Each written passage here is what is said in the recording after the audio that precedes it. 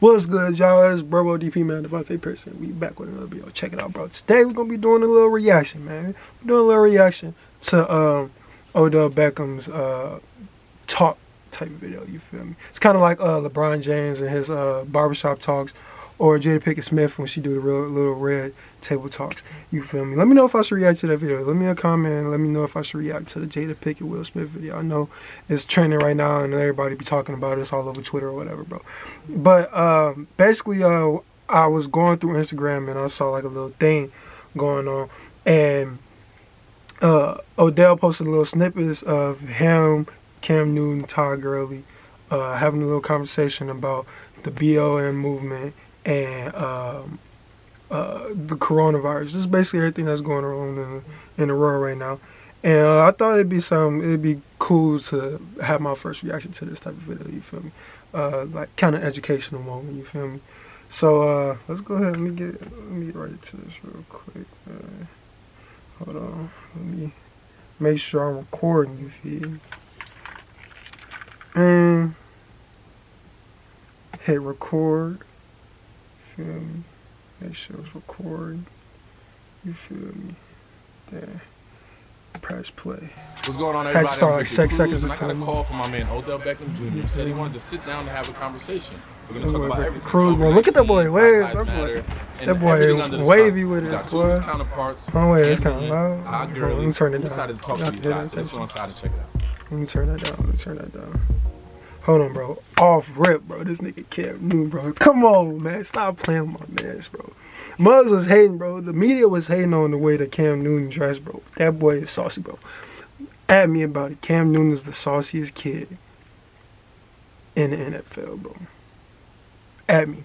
It's kind of like Westbrook, bro. Westbrook, that nigga saucy too, bro. Come on, let's be for real.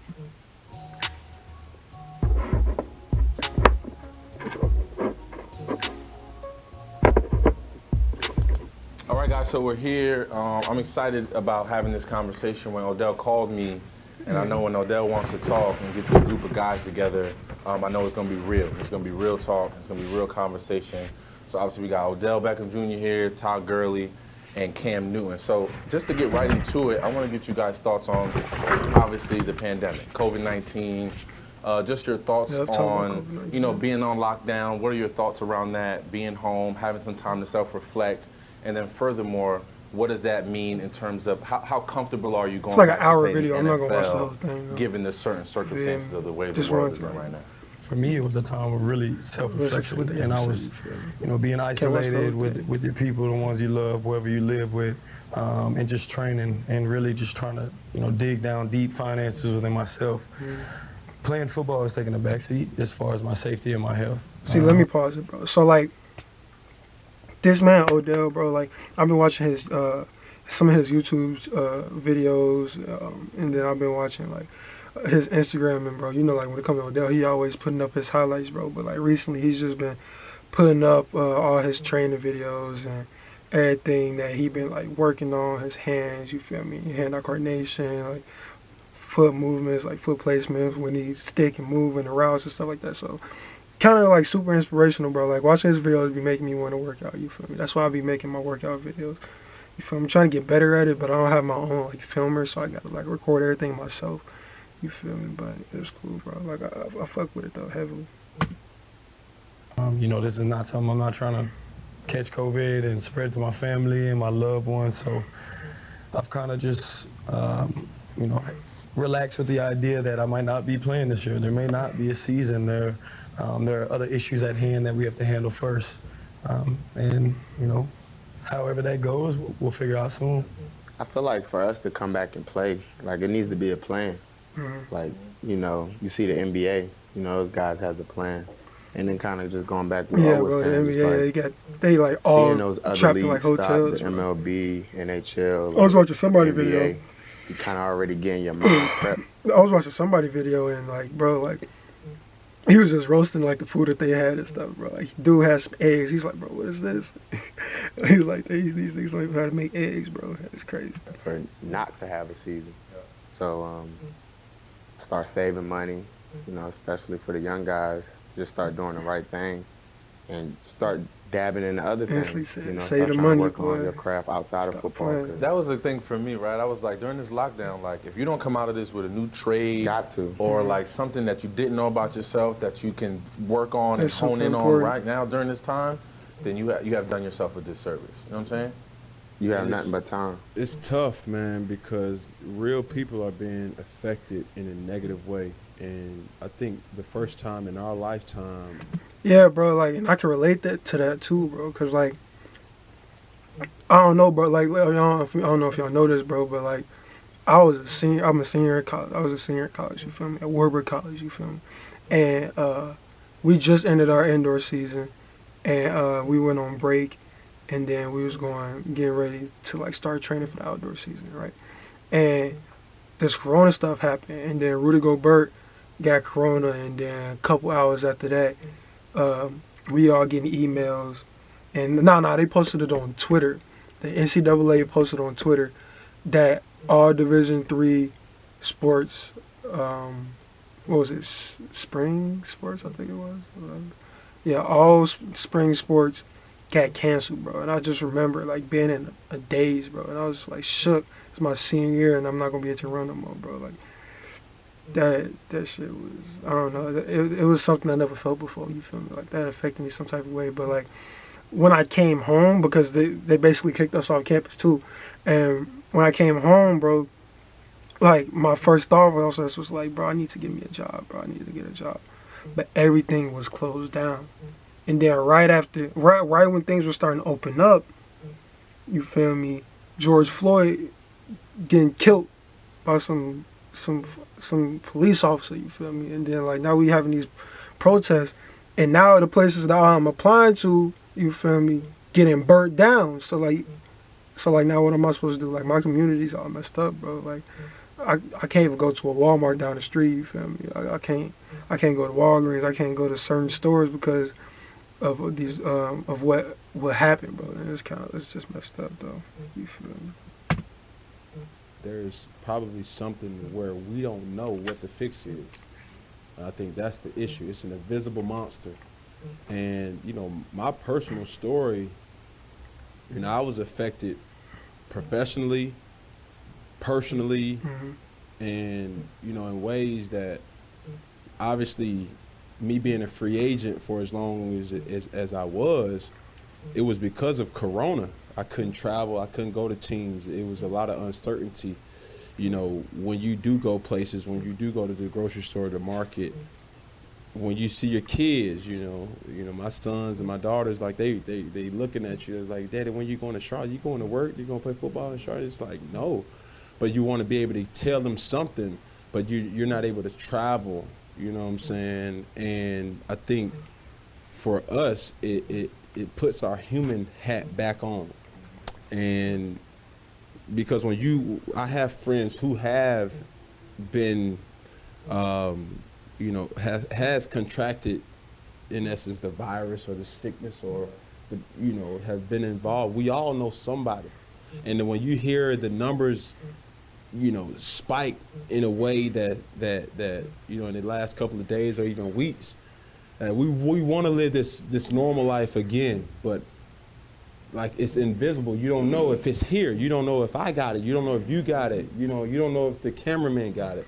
And I think that's the scariest thing.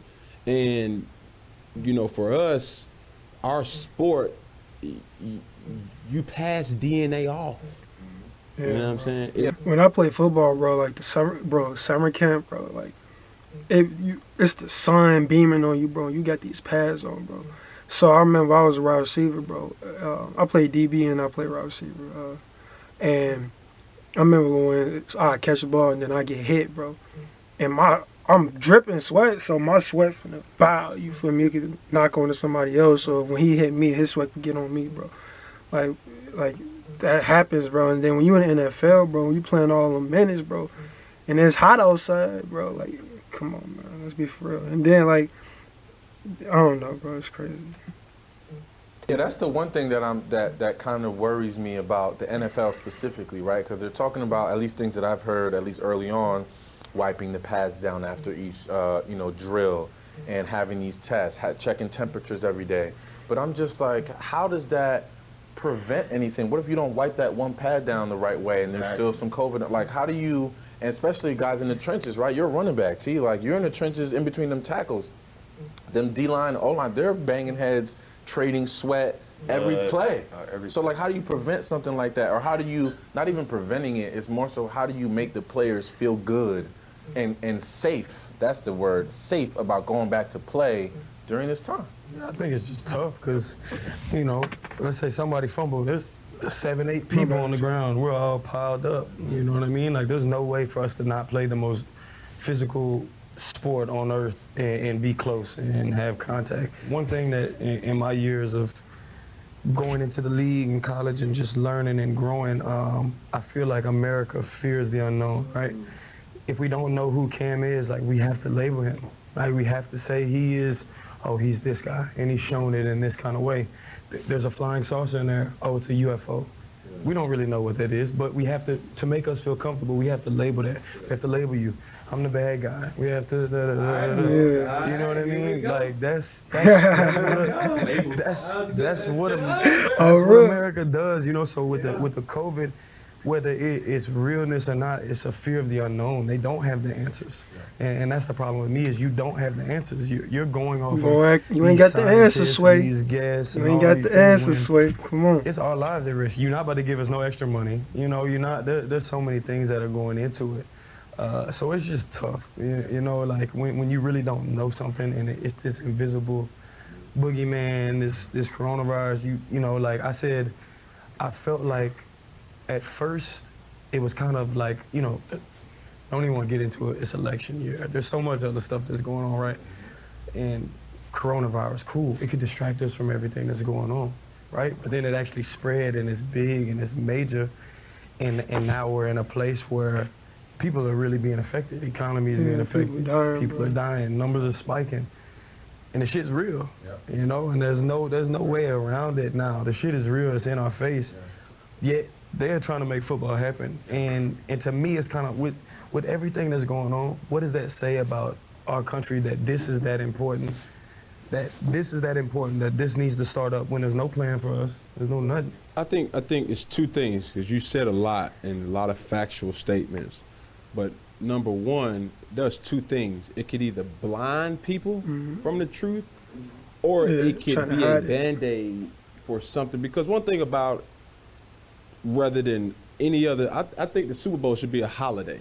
Might as well. The reaction that you get from people, the camaraderie that you get from people. And the biggest thing is that people watch that game all over the world. People that don't even know what football is be like, y'all saw you in the Super Bowl, and you're like, you look. Yeah, bro, it's like, bro, like, Super Bowl damn near is a fucking holiday, bro. Like, you have parties, you feel me? People, you feel me? Like, the Pizza Hut, bro, gonna be banging, boy. Come on.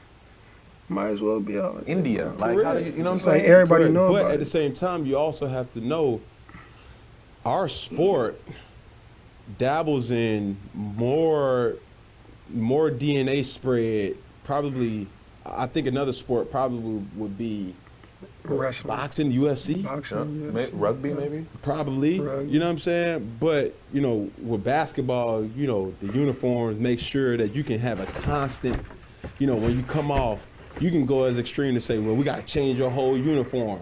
No, this goes, Dwayne Wade used to change his entire uniform at halftime of every single game. He'd get a whole new jersey. I feel like I heard obviously something he about wasn't that, about thinking Dwayne about Wade. pandemic and things like that. Dwayne That Wade was used just to be my something favorite his basketball player back in the routine. day, bro. But NBA has the option to, yo, you want a brand new whole jersey by halftime? Done. You know what I'm saying? So to transition a little bit, I was excited to get y'all three here because I wanted to get y'all take on the Black Lives Matter movement. All right, so I'm going to cut it right here, bro. I think I'm just going to make another video for this part of the conversation. You feel me? This video getting kind of long. And you got to also think about the copyright things too, with that too. But basically, like, they had this little conversation about the coronavirus. And, like, I don't know, bro. Like, I feel everything that they're saying, bro. Like, should the NFL start back up? You feel me? Because the NBA is starting back up. And it's like, yeah, they're not going to have fans and stuff. And it's still, like, a way for people, for the athletes to catch it. But they're all in this bubble. They're all in this bubble, and all of them got tested before they went to this bubble in Miami or in Florida, wherever they are. And there's a whole plan for it. But like, you haven't really heard nothing for the NFL and what's going on for them. So I don't know, man. But thank y'all for watching this video, man. You feel me? It's like a little learning process, bro. If you wanna watch the rest of this video, I'm gonna do a part 2 to this when they get into talking about the Black Lives Movement, the BLM, and I'm gonna make a part 2 to this, and then I'm just gonna edit this right now, post it, and then I'm gonna make the part 2. You feel me? So please watch, please enjoy, and thank y'all for rocking with me for this long, man. On the road to 100, man.